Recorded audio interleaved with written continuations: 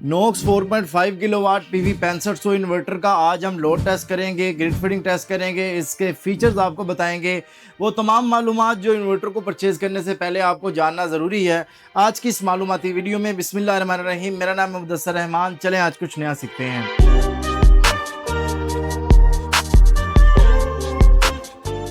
पहले दोस्तों आपको बताता जाऊं कि नोक्स का ये इन्वर्टर 4.5 किलोवाट का है, जिस पर सोलर की बात करें तो आप 6500 वाट के सोलर पैनल लगा सकते हैं। सोलर की बात हो ही रही है तो आपको बताता जाऊं कि इसमें 500 हमें वोल्टेज रेंज मिलती है।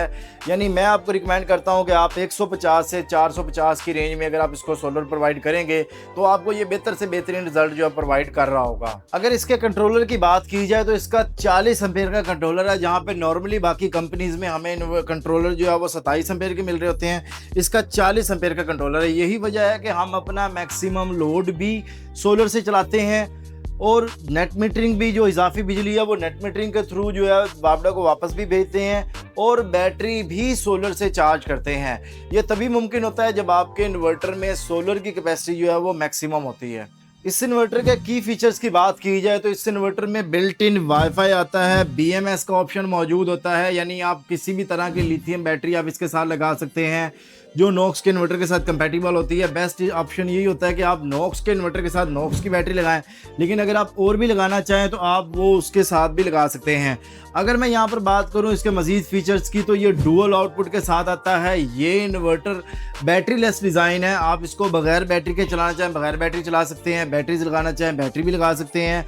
अगर आप बैटरी 24 वोल्ट पर ये इन्वर्टर डिज़ाइन है, अगर आप इसके साथ ट्यूबुलर बैटरी लगाना चाहें, लेड एसिड लगाना चाहें तो वो दो बैटरियां लगेंगी। अगर आप इसके साथ लिथियम बैटरी लगाना चाहें तो 24 वोल्ट की एक बैटरी भी आप इसके साथ इंस्टॉल कर सकते हैं। नोक्स क्रिप्टॉन 4.5 किलोवाट पीवी 6500 का ये इन्वर्टर डुअल आउटपुट ऑप्शन के साथ आता है। यानी अगर आप जो है बैटरी लगा रहे हैं और आप चाहते हैं कि आपका हैवी लोड एक सर्टन स्टेज के बाद जो है वो ऑफ हो जाए और आपका नॉर्मल लोड जो है वो चलता रहे, तो वो मुमकिन होता है डुअल आउटपुट की वजह से। तो नोक्स के इस इन्वर्टर में जो है डुअल आउटपुट का ऑप्शन भी मौजूद है।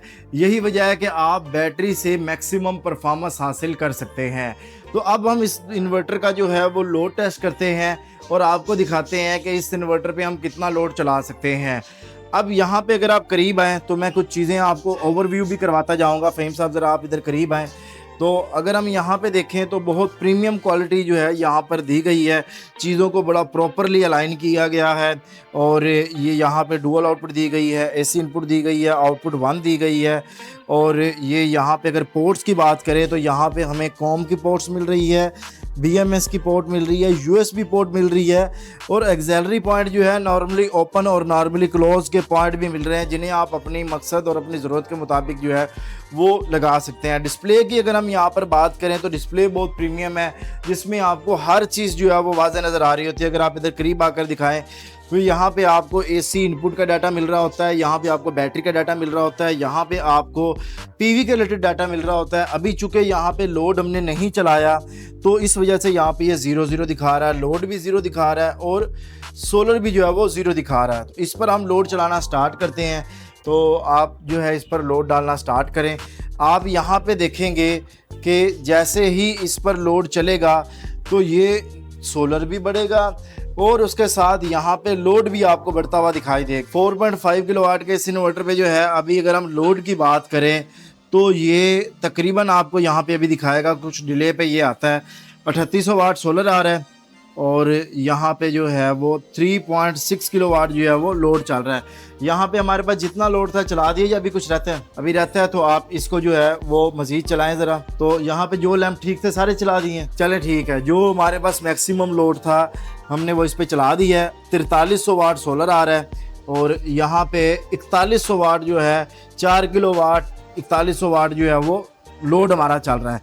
वापडा हमने नहीं दी, बैटरी हमने नहीं दी। अगर आप यहाँ पे दिखाएं तो हमने बैटरी वगैरह इसके साथ कनेक्ट नहीं की और ये प्योरली जो है वो हमारा लोड जो है वो सोलर पे चल रहा है। यानी 4100 वाट 4000 वाट हमारा लोड चल रहा है और सोलर जो है वो 4300 वाट आ रहा है। लेकिन हम तो कर रहे हैं इसकी टेस्टिंग, तो आपको पता है A to Z solar proper testing करता है। तो हम इसका पोस्टमार्टम करेंगे और इसको दिखाएंगे कि ये मैक्सिमम कितने वाट लोड चला सकता है। मुझे पता है ये ड्रायर इसकी कैपेसिटी से जितना लोड 4100 वाट इस पर चल रहा है, अगर मैं चलाऊंगा ये ओवरलोड होगा।